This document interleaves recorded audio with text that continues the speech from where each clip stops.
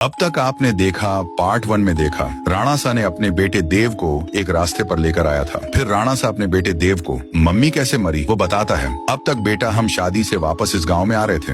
हमको आते आते 7 बज चुके थे। सारे घरों की खिड़ ढकी, दरवाजे बंद थी। तभी मैंने तुम्हारे मम्मी कहा, नंदनी अब हमारा घर बहुत दूर है और वो लोग आ जाएंगे। फिर तुम्हारे मम्मी बोला, हाँ तुम सही कह रहे हो, हमको झाड़ी में, वरना कहाँ तो छुपना पड़ेगा। तभी नंदनी ने एक टूटी फूटी लकड़ी के झोपड़े की तरफ इशारा किया। मुझे वह झोपड़ी आज की रात बिताने के लिए सही लगी, इसलिए मैं झोपड़ी में जाने का फैसला किया। हम दोनों झोपड़ी की ओर जाने लगे। हम उसके काफी नजदीक आ गए थे। मैं तो उस झोपड़ी के अंदर चला गया, पर तुम्हारी मम्मी बाहर रुक के किसी से बात करने लगी। मम्मी को एक छोटी बच्ची रोके बोल रही थी, आंटी मुझे बहुत डर लग रहा है, मैं बाहर छूट गई हूँ, मेरा घर बहुत दूर है। फिर मम्मी बोली, बेटा तुम रो मत, तुम एक काम करो, हमारे साथ आओ। इतना बोलते ही उस छोटी बच्ची ने माँ के चेहरे पर हमला कर दिया। तुम्हारी माँ वहीं पर मर गई। मैंने जोर से चिल्लाया। नंदनी फिर वो लड़की मेरे पास आकर मुझको बोली, आओ ना अंकल, बाहर हम साथ में खेलते हैं, बाहर आओ ना, क्यों डर गए, अरे आना, और हंसने लगी। राणा सा ने देव को ये माँ की कहानी बता के तीसरा दिन था। देवराजू की टपरी से एक कुरकुरा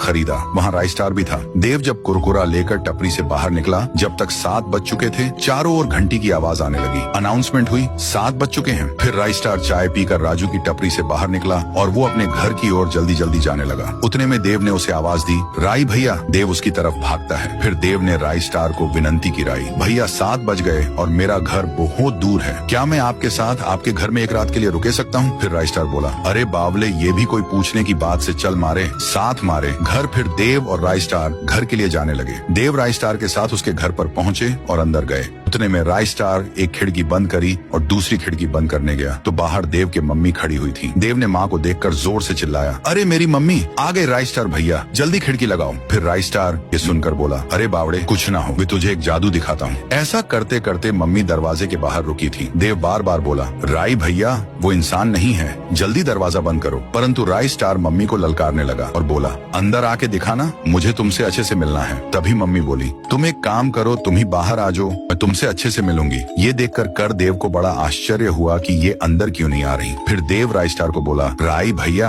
ये घर के अंदर क्यों नहीं आ रही? राइस स्टार ने जवाब दिया, बेटा जब तुम्हारे मम्मी को बाशिंदी नोच नोच कर मार दी थी और थारा बाप साला झोपड़ी में ही था, वही सब मैं खिड़की से देख रहा था। मेरे मन में सेम सवाल आया कि बाशिंदी झोपड़े में अंदर घुस के थारे बाप को क्यों नहीं मार रही थी। यही जानने के लिए मैं अगले सुबह उस झोपड़ी के अंदर चला गया और चारों तरफ मकड़ी के जाल के सिवा वहाँ कुछ नहीं था। मैंने जब कोने में देखा तो वहाँ पर एक चमकदार जादुई सर की शेप में भोपड़ा था और वो वही भोपड़ा देख वहाँ रखा हुआ है। इसीलिए ये बाशिंदे अंदर आ सकते समझ गया कि और इसी की मदद से थारा बाप बच पाए